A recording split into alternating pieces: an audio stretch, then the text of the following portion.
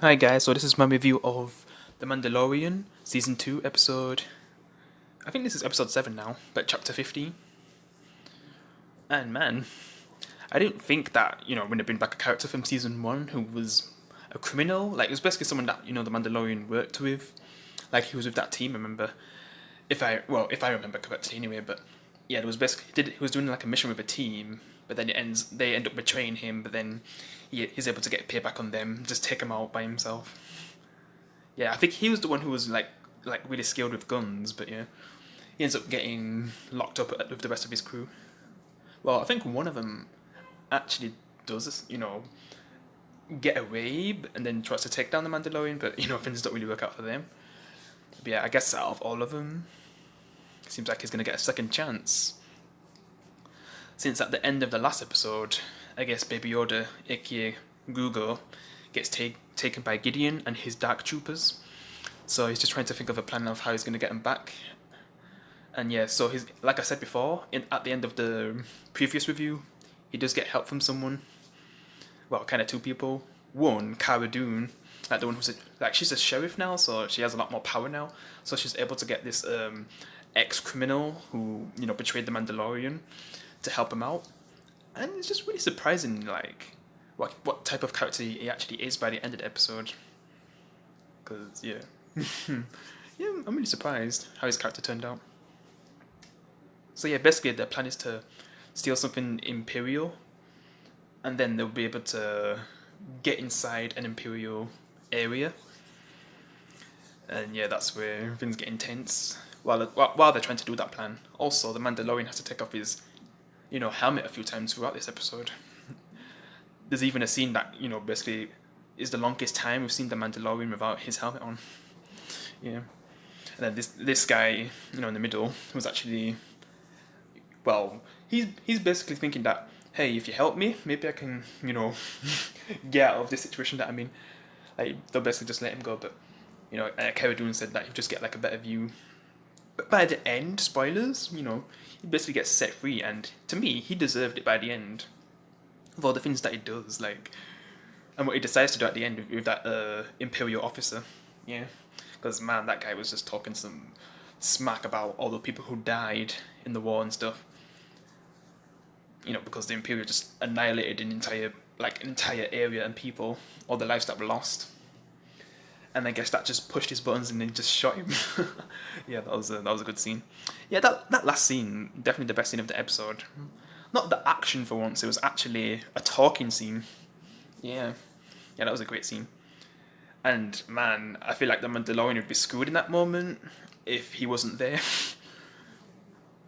Well, they wouldn't even be here anyway, but yeah. He definitely, instead of like betraying him again and just leaving him to the Imperial officer, then, the Mandalorian would be screwed. He actually helped him out and stuff. So his cover wouldn't get blown until, this guy just shoots the Imperial officer.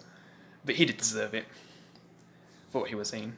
But yeah, because their plan was basically to get to make a delivery, and there was like the only ones who successfully got that delivery delivered, because I think the rest of the team like just got wiped out by these pirates, yeah, who was attacking the Mandalorian. And it's just funny that the Mandalorian actually gets saved by stormtroopers. So for once, the stormtroopers are actually good to see for the Mandalorian, because they actually end up saving him once they get to the base. Yeah, because they're able to back him up then, because the other ones wasn't really able to get to the base, and that's why they got taken out. But you know how the Mandalorian is, like, he puts up a good fight. He took out a lot of the pirates, but he was getting to a point where, man, what's he gonna do? But then he gets backed up once he gets closer to the base. Yeah, since this guy is the one who's driving, and then the Mandalorian was just defending. Yeah,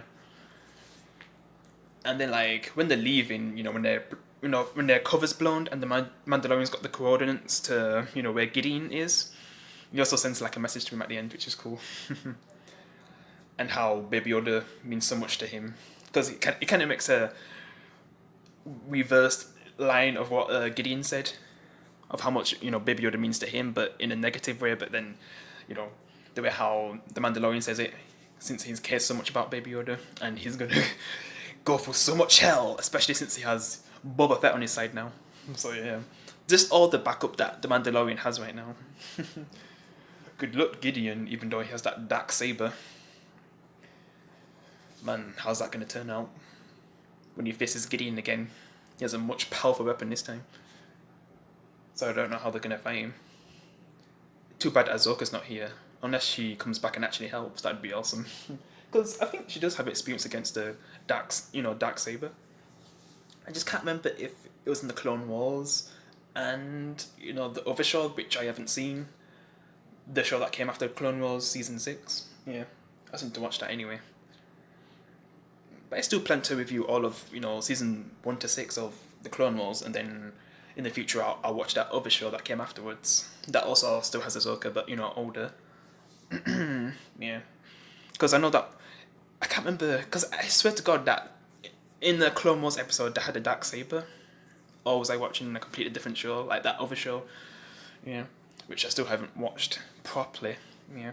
Maybe a few episodes, but not really a lot like Clone Wars. Because that's my childhood and the reason why I'm a Star Wars fan.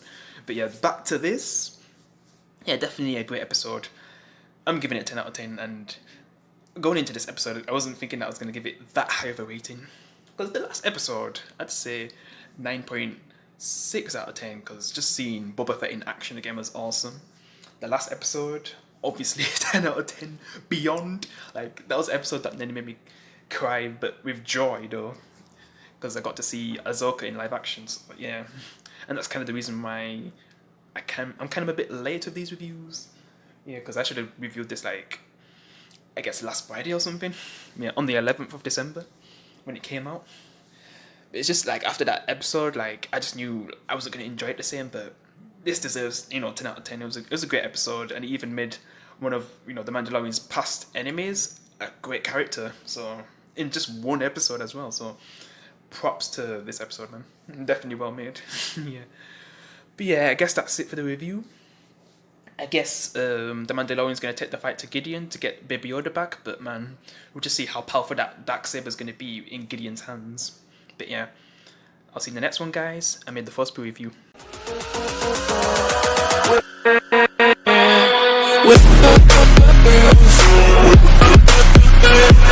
With